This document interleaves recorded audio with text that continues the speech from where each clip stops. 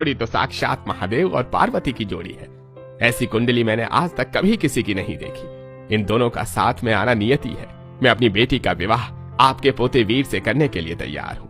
वीर तुम्हें याद नहीं, लेकिन तुम हमारे पोते हो और तुम्हारी जान बचाने के लिए मैं चाहती हूँ कि तुम्हारा विवाह जल्द ही सुनैना के साथ हो जाए। इसके बाद राजकुमारी जी और रुद्र की वीर की कुछ तस्वीरें दिखाते हैं, जिससे रुद्र की याददाश्त तो वापस नहीं आती, लेकिन उसे यकीन हो जाता है कि वो उनके ही परिवार का बेटा है। और उसके बाद बहुत ही साधारण तरीके से मंदिर में सुनैना और वीर का विवाह हो जाता है और सुनैना एक लग्जरी गाड़ी में कुछ ही देर में विदा होकर अपने ससुराल आ जाती है और अपने ससुराल को देखकर मन ही मन सोचती है, हे भगवान, इतना बड़ा घर! इसका मतलब गंगा सही कह रही थी, मेरा ससुराल साधारण नहीं अरबपति ससुराल है। जैसे ही सुनैना अपने अरबपति ससुराल के दरवाजे की चौखट पर खड़ी होती है, उसे सोने की नक्काशी के दरवाजे दिखते हैं और कदमों के नीचे जयपुरी मलमल का कारपेट महसूस होता है और घर के अंदर हीरे मोती और अलग अलग रत्नों की चमक दिखाई देती है। क्या सच में मैं कोई सपना नहीं देख रही? क्या ये सच में मेरा ही ससुराल है? क्या अब मैं 150 कमरे वाले अरबपति ससुराल की बहू बन चुकी हूँ?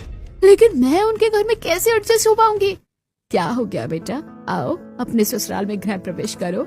नंदिनी, अपनी देवरानी का स्वागत करो। सुनैना की जेठानी नंदिनी सोने की जरी वाली कीमती साड़ी पहने हुए हैं और ऊपर से नीचे तक हीरे, पन्ना और नीलम के गहनों से लदी हुई हैं। वो चांदी का कलश नीचे रखती हैं और फिर बड़ा सा सोने का थाल लेकर उससे सुनैना की आरती उतारती हैं और उसे घर के अंदर बुलाती हैं।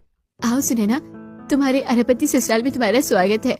आप लोगों ने अपनी मर्जी से मेरे बेटी की शादी तो करा ली, लेकिन मुझसे उम्मीद मत रखिएगा कि मैं इसे अपनी बहू स्वीकार कर लूंगी। बहू, तुम्हारी इज्जत से ज्यादा जरूरी मेरे वीर की जिंदगी है। सुनैना ही वो लड़की है जिसने मेरे वीर की जान बचाई, इसलिए अब मैं इस बारे में कोई बात नहीं सुनना चाहती। ये क्या हो रहा है घर में? आज हमारी छोटी बहू का गृह प्रवेश है और पद्मिनी, तुम आज भी नाराज हो रही हो?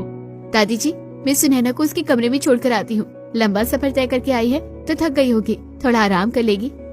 चलो नंदिनी, मेरे साथ कमरे में चलो। नंदिनी सुनैना को अपने साथ लेकर जाती है और एक कोने में एक छोटा सा बटन दबाती है, जिससे एक दरवाजा खुलता है। दरवाजे के अंदर एस्केलेटर होता है, जिसे देखकर सुनैना हैरान रह जाती है। भाभी, ये क्या है और ये सीढ़ियाँ अचानक अपने आप कैसे चल रही है? सुनैना, तुम्हें नहीं पता, यह एस्केलेटर है। अब तुम्हारे अरबपति ससुराल में 150 कमरे हैं और 50 फ्लोर, तो क्या हम सारे फ्लोर तक सीढ़ियों से जाएंगे? एस्केलेटर की मदद से हम जल्दी जल्दी एक फ्लोर से दूसरे फ्लोर तक पहुँच सकते हैं और तुम्हारा कमरा तीसरे फ्लोर पर है। 150 कमरे? लेकिन भाभी, 150 कमरे में कौन कौन रहता होगा? सभी कमरों में कोई न कोई रहता है, तुम धीरे धीरे समझ जाओगी। आज तुम्हारे ससुराल में पहला दिन है ना, तो चलो अपने कमरे में आराम करो।